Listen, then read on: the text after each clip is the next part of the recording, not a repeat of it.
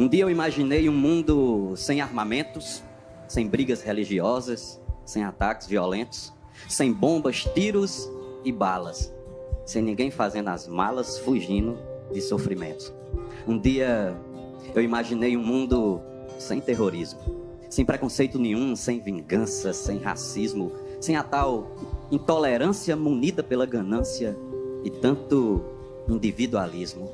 Um dia eu imaginei um mundo que não tem guerra, que ninguém derrama sangue por um pedaço de terra, sem grade, muro, barreira. Às vezes, numa poeira, a humanidade se enterra. Um dia eu imaginei um mundo sem ditadores, um mundo sem julgadores, sem julgamentos, desses falsos julgadores que enchem nossos caminhos com um monte de espinhos e arrancam nossas flores. Um dia eu imaginei um jornal com a matéria: o mundo hoje está livre de toda fome e miséria que as guerras têm causado, deixando o homem curado dessa doença tão séria. Nesse mundo, meu povo, nesse mundo, todo mundo sabia se respeitar, cada um com sua fé, com seu jeito de pensar, buscando fazer o bem sem fazer mal a ninguém e procurando melhorar. Nesse mundo, todo mundo podia se abraçar, conhecer outras culturas, ir para longe, viajar, apreciar a beleza, mas carregando a certeza que um dia pode voltar. Nesse mundo, todo mundo entendeu que era amar, repartia cada pão, fazia o bem sem cobrar, convivendo em harmonia, e sempre que alguém caía, tinha alguém para levantar. Nesse mundo, todo mundo aprendeu a ajudar, a olhar também para o outro com a missão de cuidar, com amor e alegria, e sempre que alguém sofria, tinha alguém para confortar. Parece até fantasia, difícil de acreditar. Há quem diga que é bobagem, que é loucura imaginar, mas não perca a esperança. É imaginando a mudança que se começa a mudar.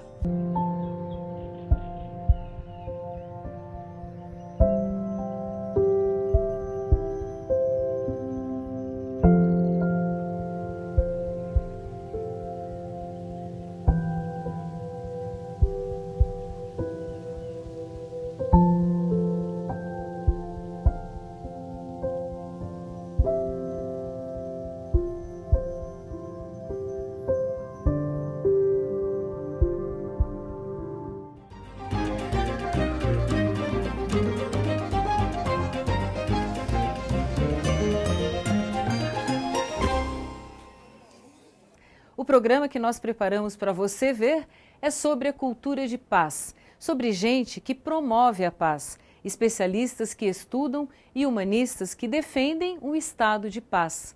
Tudo por um planeta mais solidário e feliz. A violência está tão presente na sociedade humana que em 1999, a Organização das Nações Unidas achou necessário criar um programa para implantar uma cultura de paz em nosso planeta. O que é paz? É ter saúde, tranquilidade e segurança. Você está feliz com si mesmo? Paz é tranquilidade, tá de bem com a vida. Amar os próximos. Eu sinto paz quando eu estou na casa do Senhor. Parar de ter guerra. A paz não é ausência apenas de guerra. A paz é a ausência de todo tipo de violência.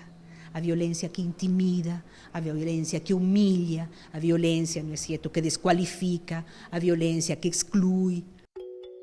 Pois é, a paz é um conceito amplo que na Declaração da ONU inclui respeito à vida, aos princípios de soberania e independência política das nações, a solução pacífica dos conflitos, a igualdade de direitos de homens e mulheres, a proteção do meio ambiente.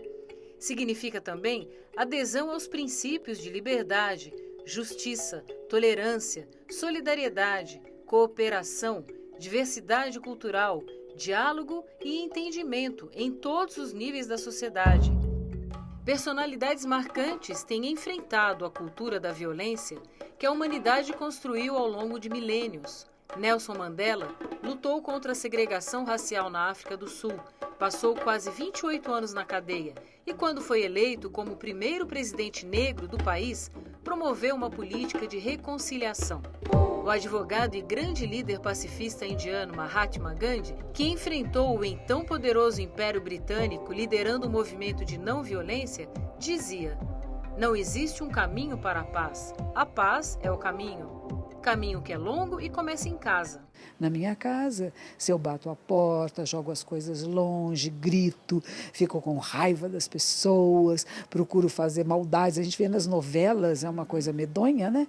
Parece que as pessoas estão lá sempre querendo puxar o tapete umas das outras, quando podemos viver de outra forma, brilhando umas para as outras, procurando o melhor um do outro, fazendo que cada um produza de maneira melhor. E isto é um trabalho incessante, é prática incessante, é uma prática de mudança do modelo mental. E os conflitos, eles existem numa cultura de paz? Existem, porque as pessoas são diferentes, têm necessidades diferentes, interesses diferentes. A diferença na cultura de paz é como os conflitos são resolvidos, sem confronto. O poder público que atua dentro da cultura de paz jamais expulsaria usuários de drogas, como aconteceu na Cracolândia, em São Paulo, na base da violência e sem antes implantar formas de dar abrigo e tratamento. Muito menos realizaria uma reintegração de posse, como a que desalojou mais de 5.000 moradores no bairro Pinheirinho, em São José dos Campos. Cidadãos que ficaram literalmente ao Deus dará. Simplesmente é um modelo de intervenção pautado em uma cultura de violência e uma cultura de guerra. Que você criou toda uma estratégia para que o outro não possa recorrer a seus sistemas defensivos. Qual seria, então, a atitude adequada dentro da cultura de paz? Sem sombra de dúvida, criar um mapa das necessidades básicas. Quais são as necessidades básicas, não é certo, das pessoas? Desde já, não é certo, alimentação, proteção, minimamente um teto no qual, não é certo, se refugiar. Atender essas necessidades básicas.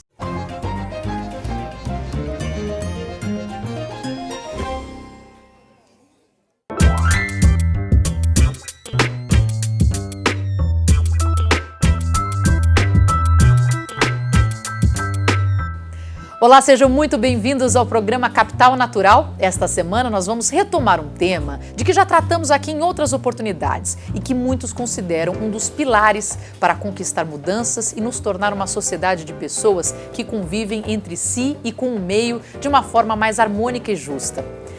Vamos falar hoje sobre o conceito de cultura de paz que em 2000 foi alçado pela ONU através da Unesco como um movimento mundial e um dos pilares da sua atuação. E desmistificar algumas ideias equivocadas que acham que cultura de paz é uma situação passiva, de ausência de conflitos ou de diversidade, quando é justamente o contrário.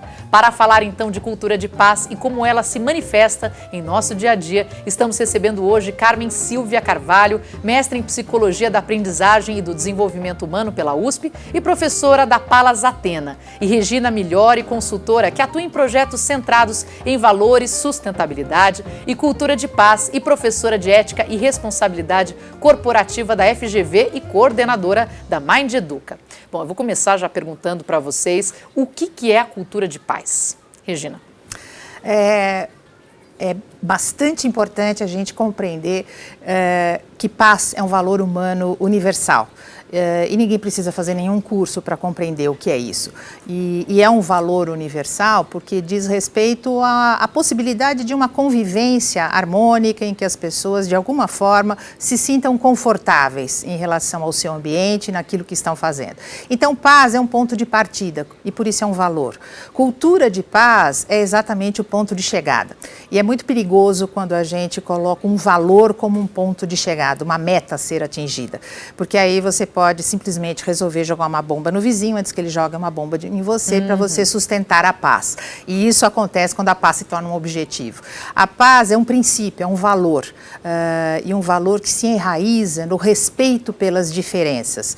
Então, essa sensação de que uma cultura de paz é aquele ambiente em que todo mundo fala no mesmo tom, todo mundo gosta das mesmas coisas, todo mundo age da mesma forma. Esse é um dos maiores equívocos que se pode cometer nesta compreensão. Se a paz é um valor universal, que se enraiza no respeito pelas diferenças, uma cultura de paz, então, é um ambiente onde essas diferenças têm condição de se aproximarem. E seguramente haverá conflitos. E uma cultura de paz, então, ela não corresponde a um ambiente de ausência de conflitos, e sim a um ambiente onde existe a gestão dos conflitos da melhor forma. E aí sim a gente está falando da possibilidade humana de conviver com a diversidade. E esse hoje é um desafio extremamente atual. Qualquer pessoa hoje plugada na internet, com o seu celular ou convivendo no supermercado, ela está diante de um cotidiano onde a perspectiva global, onde as diferenças estão muito próximas. E talvez a gente ainda não tenha disponível todos os instrumentos para lidar com isso. E a partir daí, quer dizer, como é que isso se desenvolve? Essas referências, elas são muito importantes, Gandhi, Mandela, porque encontraram mecanismos apropriados para aquele cenário, para lidar com eles de uma forma inteligente, criativa, transformadora e benéfica. Eu acho que aí a gente está falando de 4 características bastante importantes numa atuação. Por favor. Inteligente, somos seres humanos dotados Criativos, de múltiplas né? inteligências. Extremamente criativa, porque nenhum dos dois replicou algum modelo que já existisse como referência, e esse é um outro requisito muito importante, as circunstâncias não se repetem. É transformador, porque consegue acomodar aquele cenário de uma outra maneira. Só que tudo isso encaminhado para uma perspectiva benéfica. E a gente tem dito com muita ênfase que a grande novidade a respeito da noção de ser humano que vem se transformando ao longo deste início de século XXI é que nós sempre nos compreendemos como seres inteligentes, criativos e transformadores. E está na hora agora de agregar o benéfico. Trazemos um potencial inteligente, ético e benéfico, e isso a gente tem hoje através das neurociências, uma série de evidências a esse respeito, mas é preciso desenvolver essa natureza de inteligência.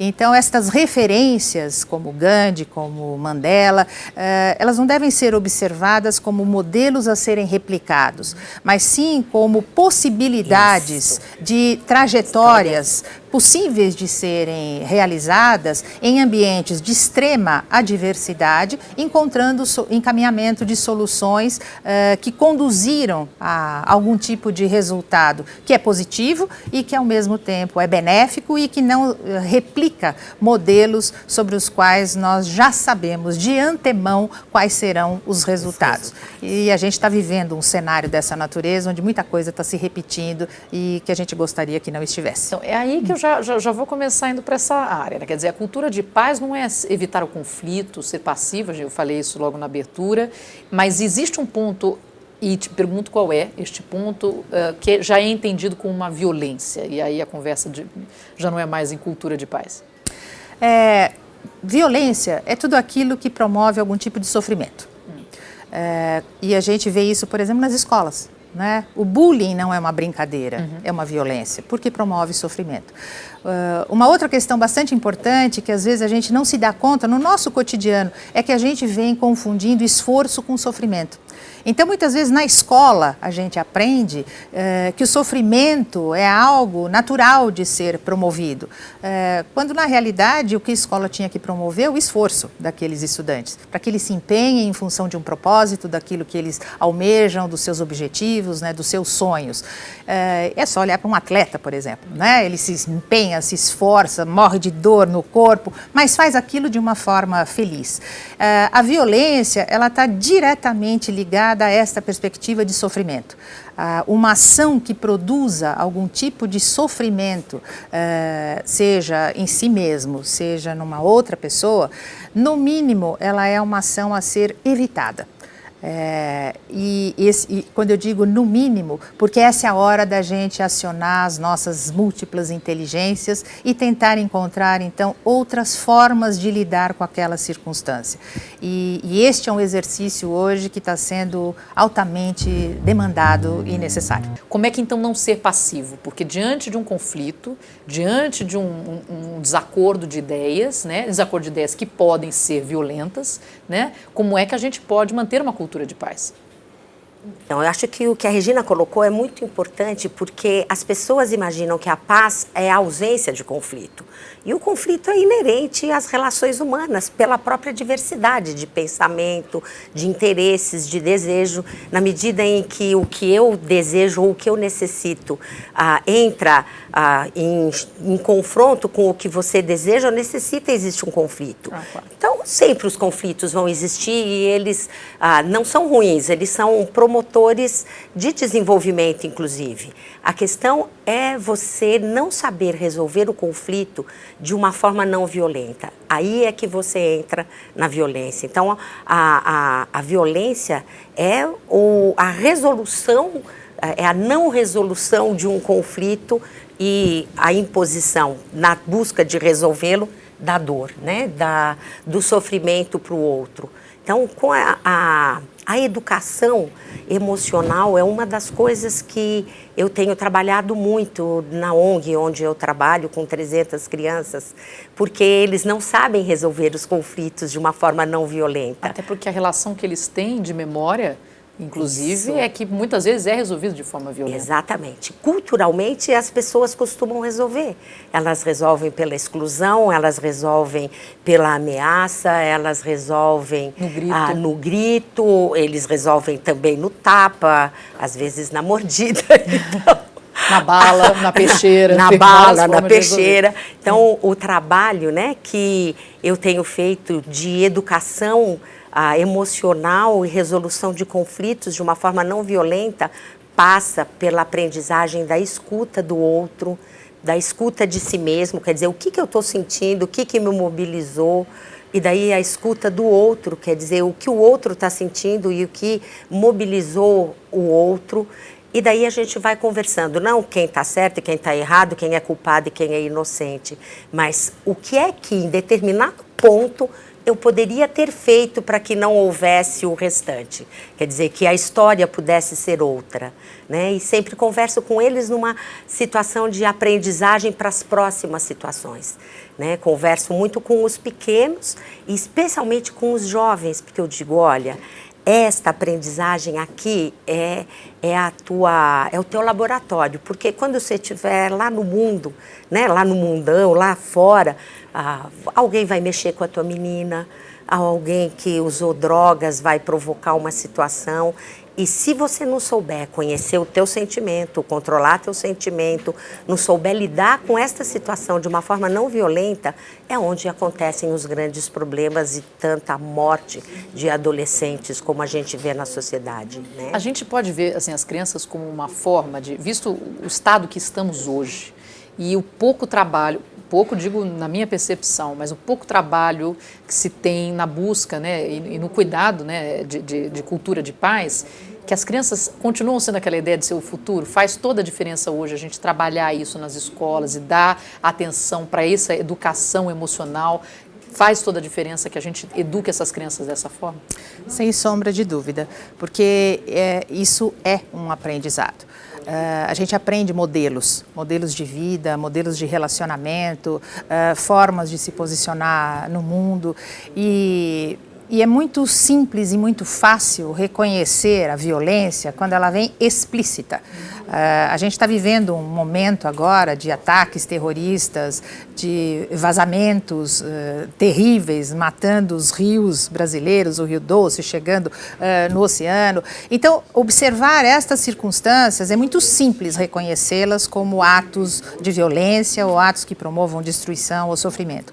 Mas existe uma outra faceta que também é muito importante. A gente costuma chamar de Clube do Bonzinho, que é um bando de gente extremamente bem intencionada, mas que por uma profunda dificuldade de conseguir enxergar o outro como um ser humano integral, que tem os seus pontos de vista, que tem também as suas dificuldades, acaba se enraizando em pontos de vista próprios e começam a acreditar que sabem o que é bom para todo mundo. E a gente já sabe no que isso vai dar. Então, eu já vi, por exemplo, grupos extremamente bem intencionados, extremamente acolhedores, com um discurso amorosíssimo e que, de repente, se fecham, porque começam a acreditar acreditar que o mundo não vai Não os compreendê-los, ouve, não os o mundo não os compreende.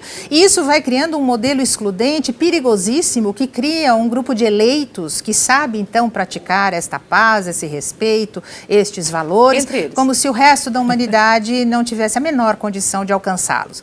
E é exatamente a partir de um ponto de vista como esse, que pode ficar restrito a este grupinho, mas que pode também dar origem a um radicalismo extremo, como a gente vem assistindo no Estado Islâmico, onde existe também um grupo de pessoas que acredita que sabe o que é bom para todo mundo, que se vê como um grupo de eleitos e que acredita que o que está fazendo é em benefício da humanidade. Então, toda vez em que algo que é benéfico se traduz em algo bom, porque o que é bom para mim é diferente do que é bom para você. O bom, ele é excludente, ele é particular, ele é circunstancial. E o benéfico é universal, é coletivo. E quando a gente se tranca numa perspectiva daquilo que eu acredito que seja bom, eu acabei de romper com qualquer possibilidade de cultura de paz, por mais magnânima que seja o meu comportamento. Mas isso merece uma repetição mais uma vez, porque essa é uma definição muito importante. Quer dizer, o bom é para mim, o benéfico é para todos. E não necessariamente o bom para mim é benéfico para todo mundo. Eu lembro de uma discussão em faculdade, professor de filosofia, que levou todo mundo à loucura, porque se falava de uma tribo no continente africano, que quando nasce uma menina, eles creem que a colheita vai ser péssima e tem que matar a menina na fogueira. Não sei nem se isso é fato ou se isso foi apenas uma invenção do professor para não deixar loucos. Mas é aquela coisa, a cultura ocidental, as leis universais de direitos, isso e aquilo, chega lá e fala, vocês estão errados. Pô, mas para eles é certeza absoluta que eles vão morrer de fome porque a colheita acabou. Se nascer uma menina, e a bebê, e o direito da bebê, e o direito da mãe, eu sou da turma que está tudo errado. Está errado, não pode estar errado. Mas entra-se num conflito do que... aí eu já não sei nem mais te dizer o que é o bom e o benéfico aí. Agora eu confundi tudo. Isso que você trouxe é um dos desafios daquilo que eu me referia ainda há pouco sobre essa perspectiva global.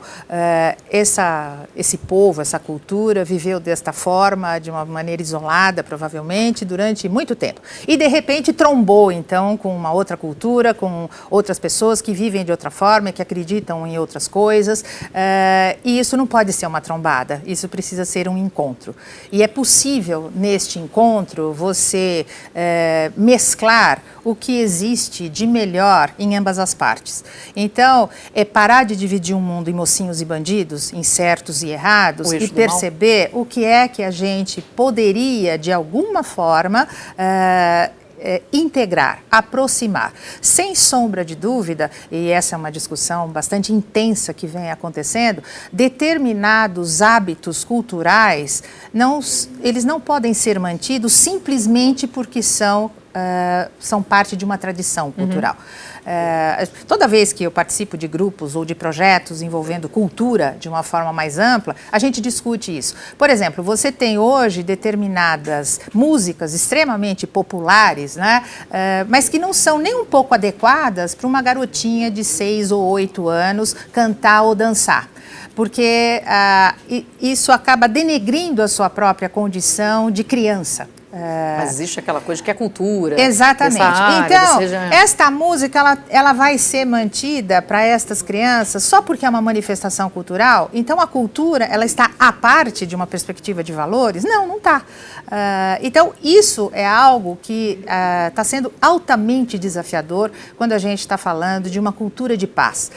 Não é um vale-tudo. Não é o respeito à diversidade, não é simplesmente, eu sou assim, agora me aguentem. Me respeitem e vamos. Me respeitem porque eu sou assim. Não, esse eu sou assim, tem uma pergunta na sequência, que é, ok, esse seu jeito de ser, no que ele contribui para o bem comum? Quando a gente fala de cultura de paz, quer dizer, a gente pode ter isso dentro de casa, dentro de uma comunidade, mas tomar uma proporção tão grande que a ONU passou a ter um posicionamento com relação a isso. E eu queria entender de vocês como é que isso aconteceu na ONU, Unesco, e como é que esse posicionamento, por que esse posicionamento é importante? Eu acho que, como a Regina estava colocando no primeiro bloco, a humanidade hoje, né, tem uma dimensão que é global.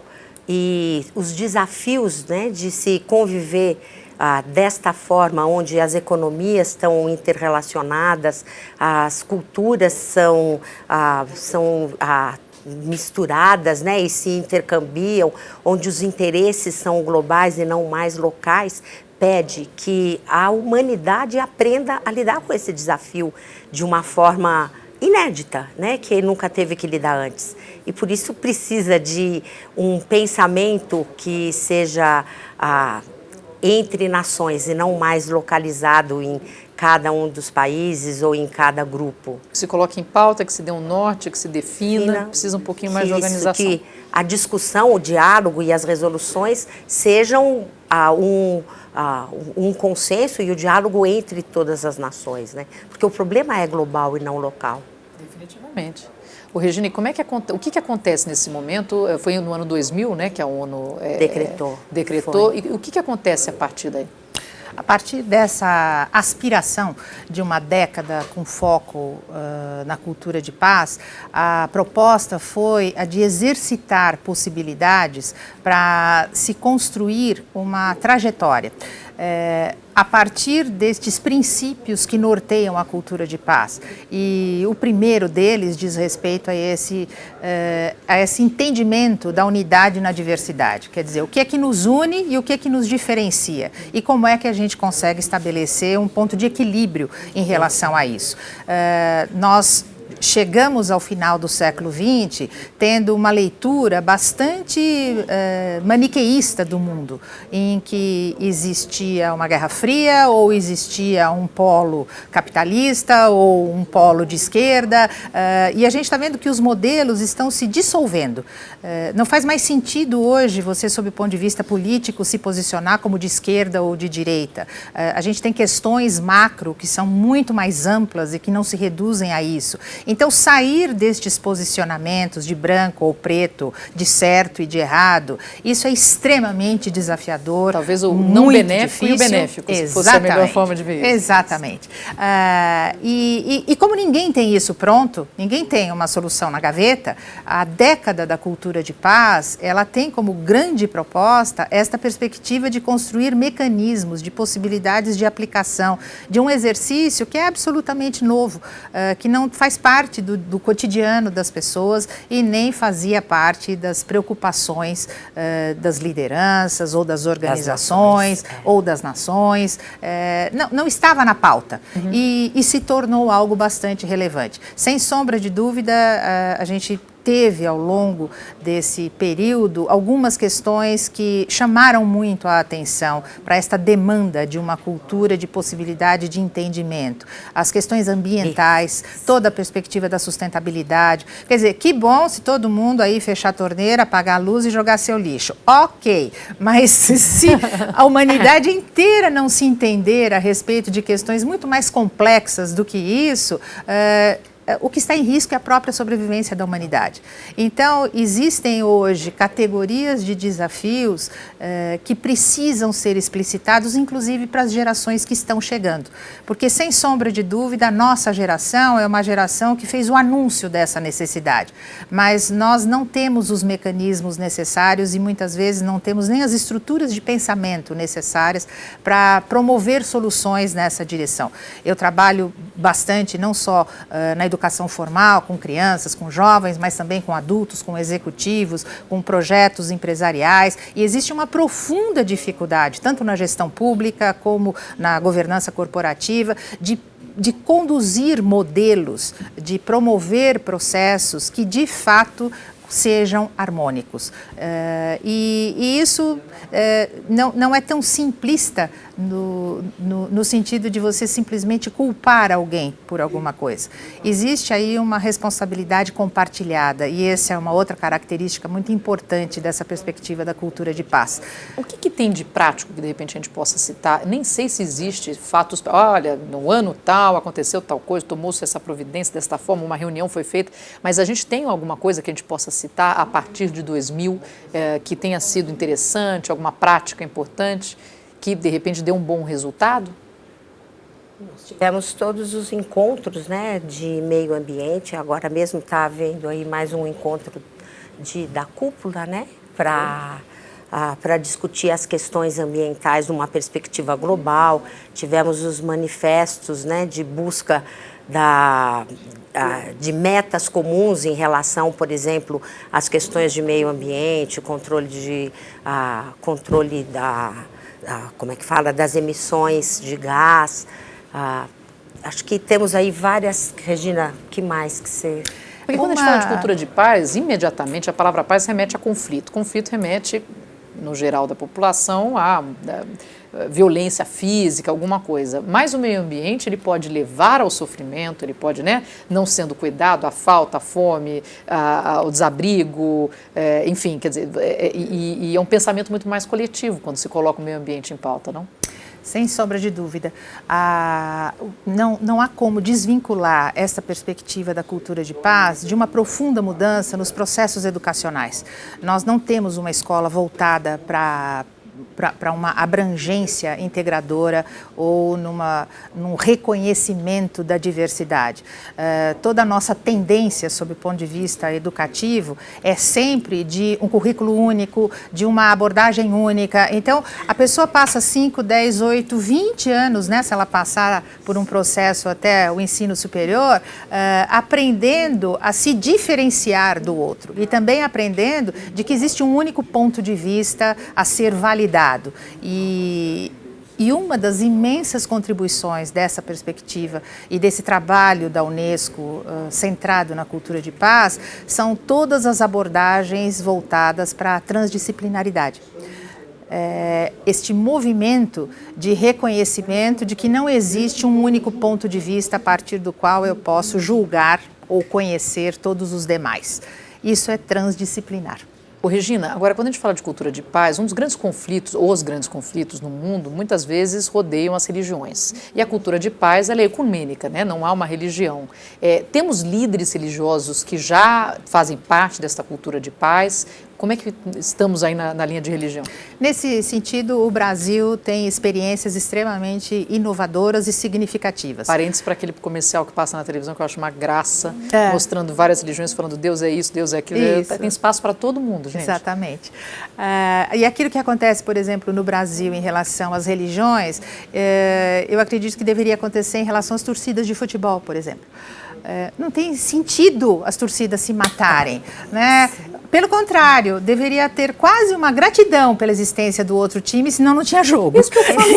Obrigada! Mas se não existe o outro, eu faço gol em quem, meu querido? Exatamente. Que coisa! Vai jogar com a Alemanha toda hora, vai tomar 7-1, para! Ou São Paulo, agora com 6-1. Essa abordagem de uma perspectiva de valores que transcende religiões ou culturas específicas, essa é uma movimentação bastante importante, porque tendo ou não uma religião, as pessoas sempre têm valores. As religiões são ambientes em que esses valores podem ser praticados, exemplificados, pode acontecer uma imensa reflexão a respeito deles. Papa Francisco causa isso, né? Exatamente. E Dalai Lama, Papa Francisco, e aqui no Brasil nós temos lideranças em diferentes tradições culturais e religiosas que estão empenhadíssimos em participar desses grupos interreligiosos com este foco, o foco de um entendimento, de uma aproximação. E sem sombra de dúvida, esse é um grande exercício de unidade na diversidade. Se eu acredito em um Deus e você acredita em outro Deus, isso não pode ser uma fronteira que nos separa. Pelo contrário, a cultura de paz nos ensina que limite não é a linha que nos distancia, e sim o ponto onde a gente se encontra.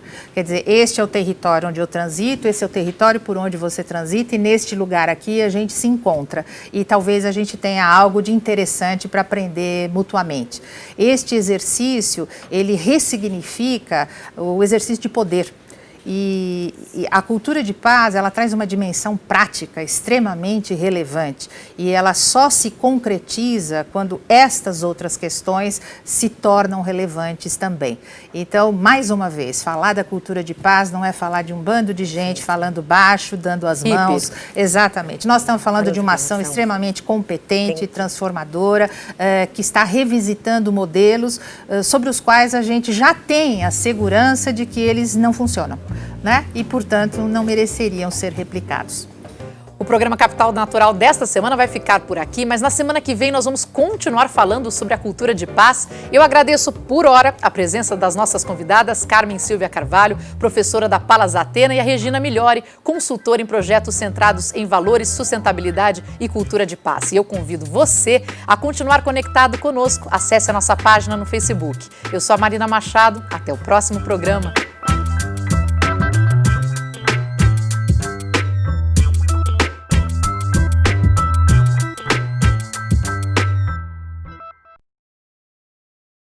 Homicídios, suicídios e acidentes de trânsito representam 2/3 das mortes registradas no Brasil por causas externas, fruto de uma herança cultural de violência. O Papo Saúde de hoje apresenta um importante conceito que pode ajudar a resolver esse sério problema de saúde coletiva, a cultura de paz. Bora bater um Papo Saúde?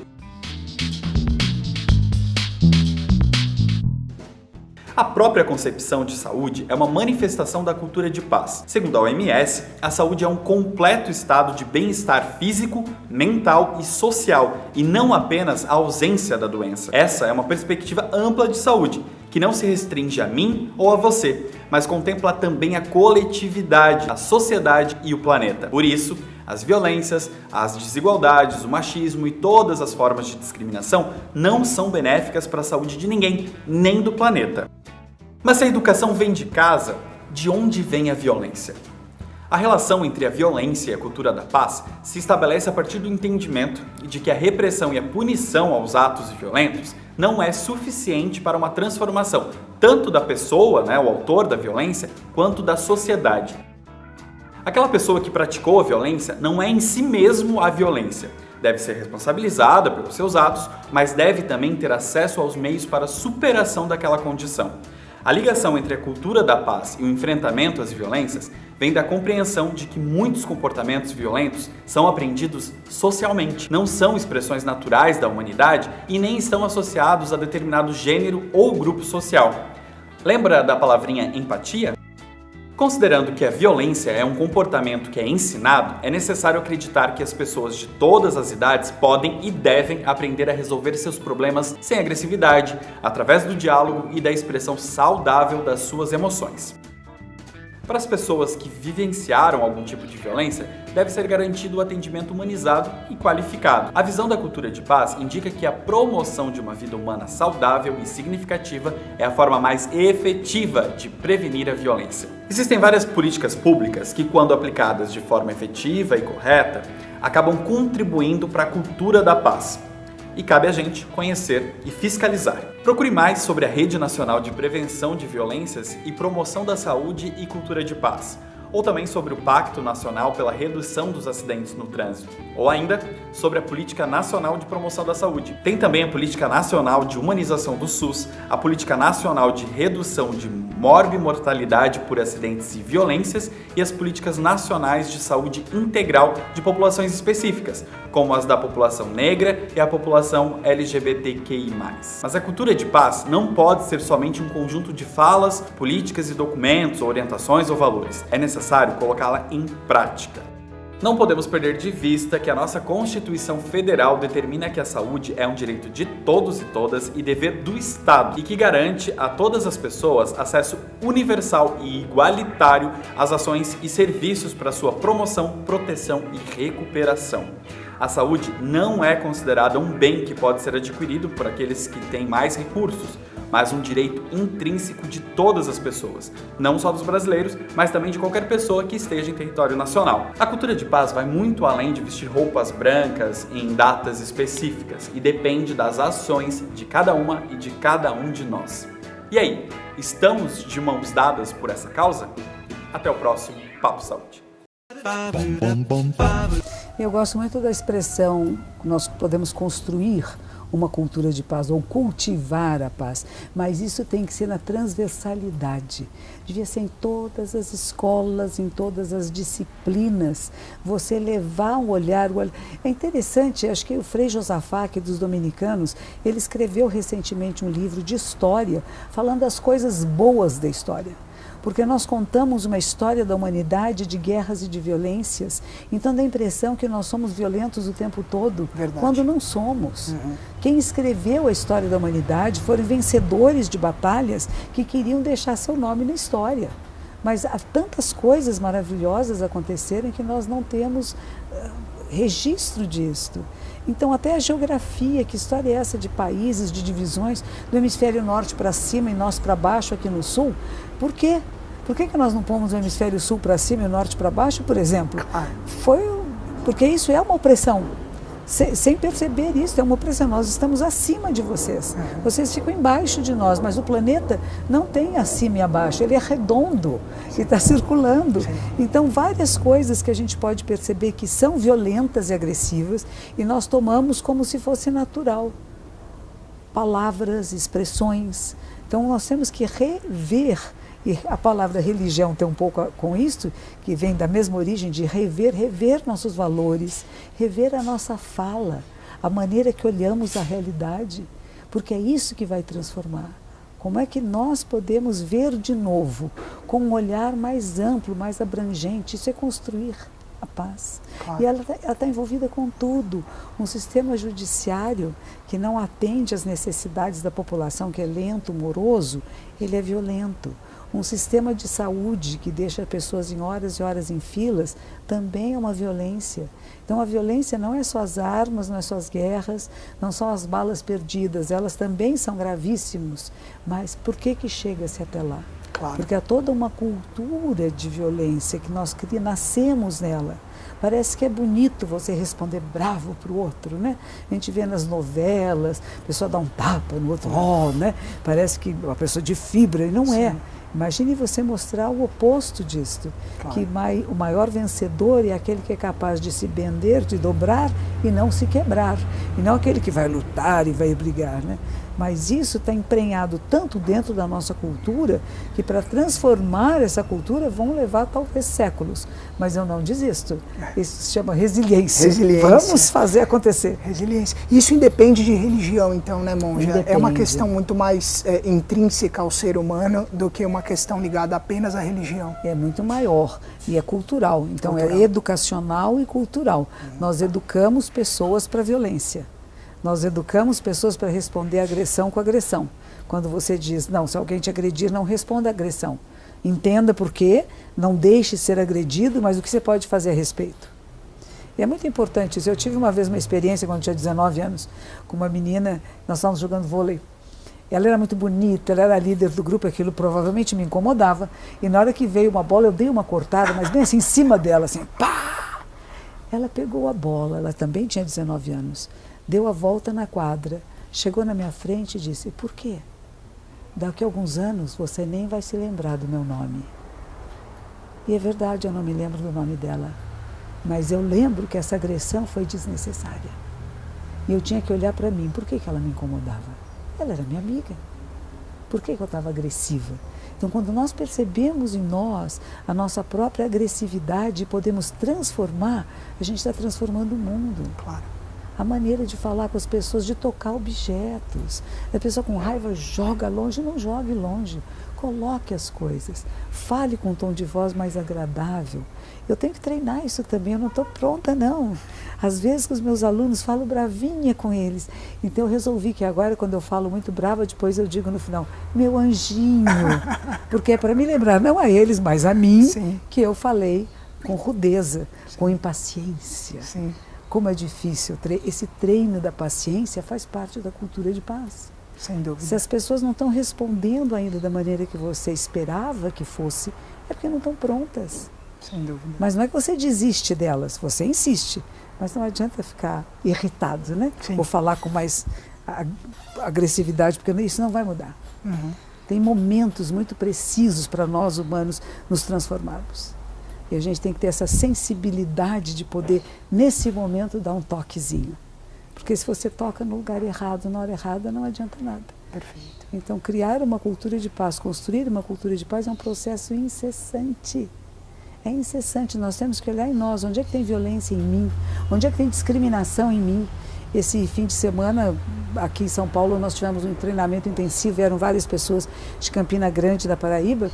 E de repente o pessoal falou, essa bandeira da Paraíba está escrito nego, o que é isso? Ele falou assim, é o vermelho do sangue, e nego porque não ia ajudar, o João Pessoa não queria participar de um movimento político na época. Sim. E as pessoas falavam, o pessoal do Nordeste é muito bravo. Ele diz, que vergonha, isso é discriminação. Vocês aqui do Sul nos discriminam. E ficamos todos muito envergonhados, porque ele está certo. Claro. Tem razão. Porque tem muita violência em São Paulo, no Rio de Janeiro, no Rio Grande do Sul, claro. Paraná, Santa Catarina. Então não é uma característica do Nordeste brasileiro. Lógico. E a gente pega valores e cria estigmas. Isso são discriminações, isso gera violência.